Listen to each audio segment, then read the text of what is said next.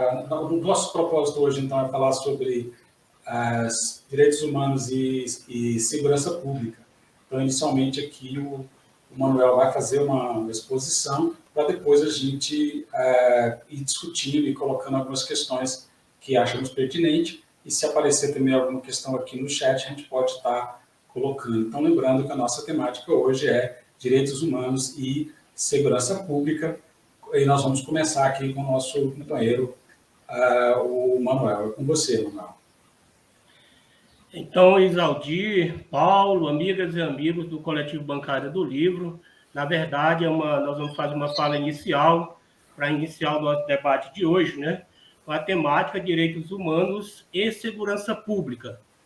Quando a gente fala em direitos humanos, é bom trazer algumas coisas do que uma conceituação, né? Um breve conceito que nós vamos fazer aqui, trazer as características de direitos humanos, trazer alguns aspectos históricos, bem breve, né? Que o tempo é muito pouco, 10 minutos ou 15 minutos, e também vamos caracterizar o que é segurança pública, que, aliás, né, nesse contexto, é também um direito humano, a segurança pública, né? E fazer a correlação entre direitos humanos e segurança pública, no sentido de sua efetivação, e como algo que é de obrigatoriedade do Estado. E o último elemento, nós vamos trazer uma contribuição de direitos, participação política, né, na perspectiva da atualidade da sociedade brasileira, como um dos direitos humanos. Então, feita assim essa apresentação da síntese do que será, a gente poderia conceituar, trazer uma noção de direitos humanos como aquele conjunto de ações práticas, né, que possibilitam a realização da vida com dignidade e, ao mesmo tempo, como sendo os preceitos e normas, né, formais que garantem essa efetividade no âmbito da sociedade, nas relações individuais, nas relações coletivas e a partir da responsabilidade do poder público, que nós chamamos de Estado, né? Quais seriam as características dos direitos humanos? Por exemplo, uma delas é de ser algo que é inexaurível, não se exaure, né? A outra característica que temos é que é universal, independente do lugar, tanto do ponto de vista territorial, quanto do ponto de vista das pessoas, independente se é criança, adulto, jovem, velho, deficiente ou não, com a saúde, ele é universal em relação às pessoas e é universal em relação à territorialidade.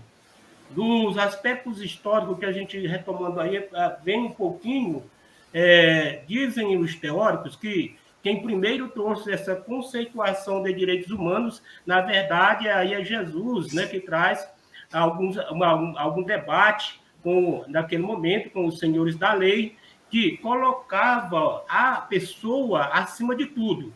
Por exemplo, ele foi questionado porque fazia milagre no sábado. Ele diz, olha, no sábado vocês não cuidam dos animais, ele chama o termo jumento de vocês, ou da ovelha, né? Ora, então uma pessoa vale mais do que o animal, então ele tem muito maior valor. Então, outra coisa que ele traz também como essa garantia, quando ele faz os milagres em sábado, em dias feriados, ou quando ele é questionado pelo desrespeito da lei. Ele diz, a lei é feita para o homem, não o homem para a lei. Então, os primeiros pinceladas históricas estão aí nessa relação de Jesus no seu tempo. Diz, mas onde se encontra melhor articulado é a partir da sociedade moderna, com os contratualistas, né, ali que fazem um debate todo sobre os direitos naturais do homem. Aí nós podemos exemplificar aí com Rousseau, né, também com Thomas Robson, Locke, dentre outros dos teóricos da filosofia neoliberal, liberal do mundo ocidental. E ali nós temos essa conceitualização enquanto universalização, mas há também enquanto constitucionalização de direitos, um outro bem ainda em 1215, com João Sem Terra, quando ele introduz o habeas corpus. O habeas corpus, naquele momento, como uma garantia da liberdade, do ser, do corpo. O habeas corpus é uma palavra que diz que tu tenha o teu corpo, garantia da liberdade de vir com o próprio corpo. E mais na frente nós temos aí o conjunto, a parte desse contratualismo que nós pincelamos agora, tem aí a luta pelo constitucionalismo, que a primeira é a Constituição norte-americana, que introduz aí com a Declaração dos Direitos do Homem, e que introduz como elemento jurídico constitucional no seio do Estado, da ordem pública do Estado, como garantia das liberdades. Aí introduz mais outros, que são os direitos civis, como propriedade, segurança, e vai. Aí temos depois, aí nós temos nesses aspectos históricos, uma gradação de conquista do direito, que é nesse momento aí também que temos a teoria da crítica a esse contratualismo, que colocou, por exemplo, o direito de participação, o direito político para as massas, e, no entanto, até alguns teóricos dizem que ela foi apropriada, ao mesmo tempo que não foi efetivada. Aí vem os teóricos do socialismo, primeiro com os socialistas utópicos, que nós temos aí alguns que trazem essa, não bem sistematizada, mas o principal é o marxismo, com Marx e Engels, que introduz a crítica à filosofia liberal, que ela não efetiva os direitos, vai introduzindo aí os direitos sociais. Então, nós começamos a falar de gradação histórica. Primeiro são os direitos civis, segundo, os direitos políticos, direito de participação no poder do Estado, na gerência da coisa pública, e depois temos os direitos sociais. E, por último, nós temos aí que vem os direitos universais, como água, o ar, e aí nós temos aí essas gerações dos direitos e garantias fundamentais ou universais.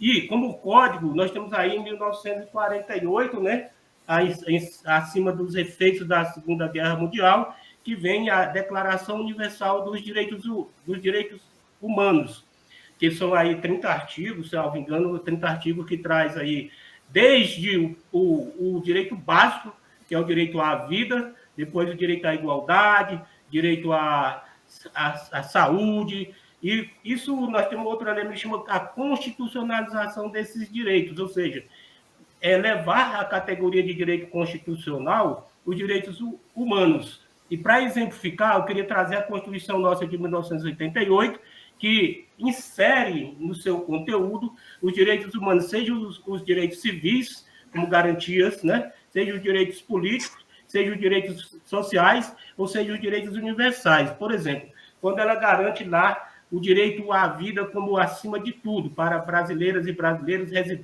aos residentes, não só brasileiros e brasileiros, residentes no país. E o termo residente também ele foi melhor explicado pelo Supremo Tribunal Federal, dando uma extensão, quer dizer, que é aquele que se encontra no país.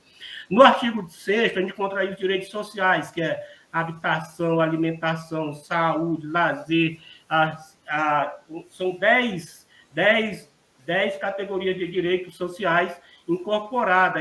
Aí depois tem uma especificação desses direitos para a classe trabalhadora. E o direito político, os direitos políticos, nós encontramos aí logo no artigo 1º, que diz todo o poder emana do povo, que o exerce direta ou indiretamente, né, por meio dos seus representantes eleitos. Que a forma de exercer diretamente seria pelo referendo, né, pelo plebiscito e pela iniciativa popular. Então, essa é uma caracterização de como...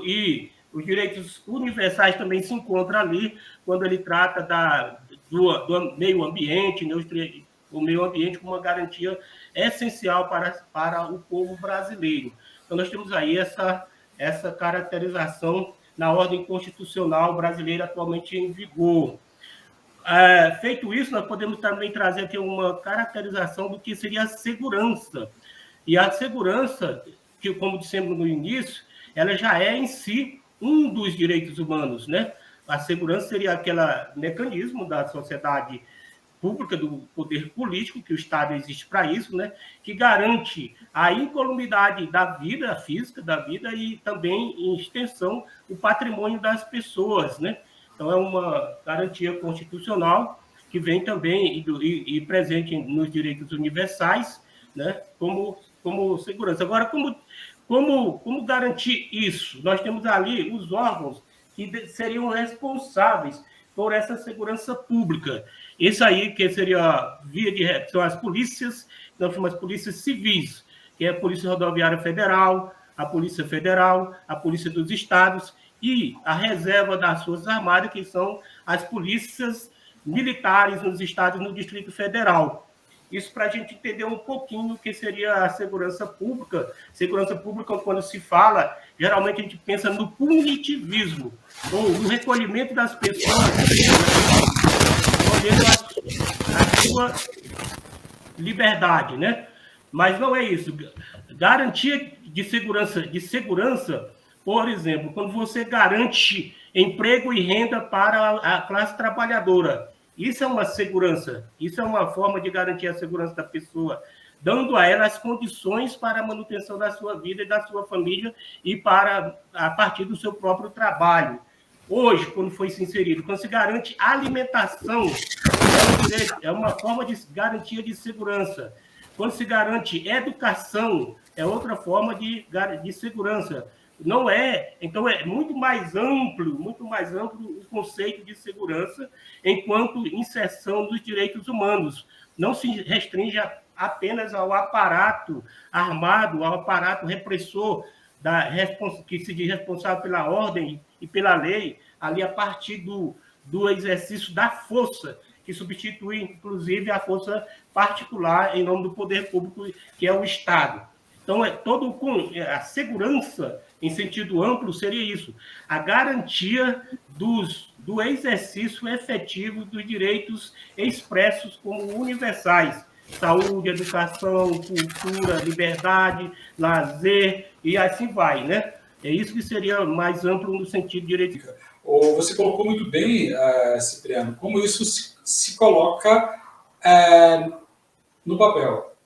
Né? Ou seja, você lembrou muito bem, é direito universal, né? Independente se a pessoa está no Brasil ou está em outro lugar, esses direitos deveriam estar sendo respeitados. O que acontece, aí já é uma forma de ver a coisa também, né? Não muito como está escrito, mas como isso acaba se concretizando, é que principalmente o aparato de segurança pública, né? Como você enfatizou aí, as polícias, seja civil, militar e federal, os militares federais, enfim, eles acabam tendo uma atuação não em defesa das pessoas, mas em defesa do patrimônio. E aí acaba, invariavelmente, desrespeitando os direitos, que nós estamos aqui classificando direitos humanos. Quando essa força de segurança pública tem como princípio garantir o patrimônio e não as pessoas, né, invariavelmente os direitos das pessoas são violados. Né. É fato que nos dias de hoje, com o advento aí, principalmente da internet e de celulares e de filmar, então tudo é muito filmado, né? Eu podia falar que existe mais racismo hoje do que existiria em outros tempos. Não, é que hoje é filmado, né? E é transmitido. Não é que existe mais, é porque isso tornou-se, está visível isso. Tá? Então, essa é uma questão que eu entendo que esse aparato de segurança ele se torna um aparato repressivo e viola os direitos das pessoas. Né? E aí vem uma questão também, lembrando que esse aparato, então, acaba estando mais a serviço dos interesses do capital, né, como eu disse anteriormente, preservar o patrimônio. Né? Então, manter a ordem passa a ser uma exigência do capital, porque o capital precisa de ordem para poder exercer o seu papel explorador. E aí, quem vai manter a ordem? As forças repressivas do Estado. Então, meus caros, eu acho que Lula vai ter muito problema nessa área. E se ele puder atuar, eu penso que vai mudar completamente a percepção que o brasileiro tem dessa temática. Né? Ouvindo o Manuel, eu pensei o seguinte, gente. Eu vou arredar um pouco para trás aqui.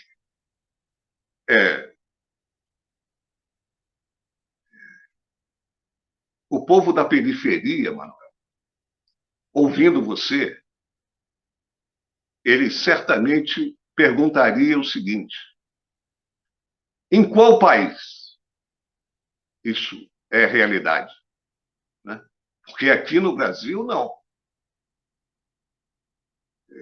Basta ver as cadeias brasileiras, né? Uma tragédia social. E eu penso que pensar a sociedade brasileira, essa temática, o pensar a natureza das interações no Brasil pelas cadeias. E aí nós vamos ver o absurdo que é a segurança pública no Brasil. Tem pessoas das cadeias brasileiras que estão lá sem culpa formada, sem nenhuma ação judicial. Esse povo não tem com quem contar. Né?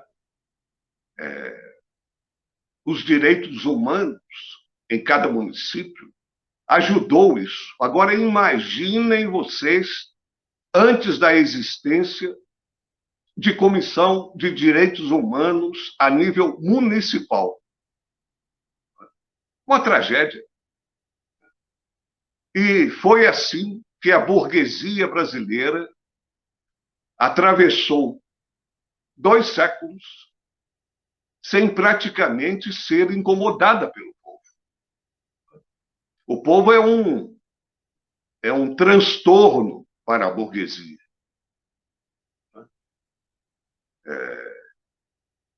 E vejam bem, se você olha as cadeias brasileiras, são negros e de baixa renda. Basicamente é isso. Branco de olho verde, ele cumpre pena quando é para cumprir em casa. Né?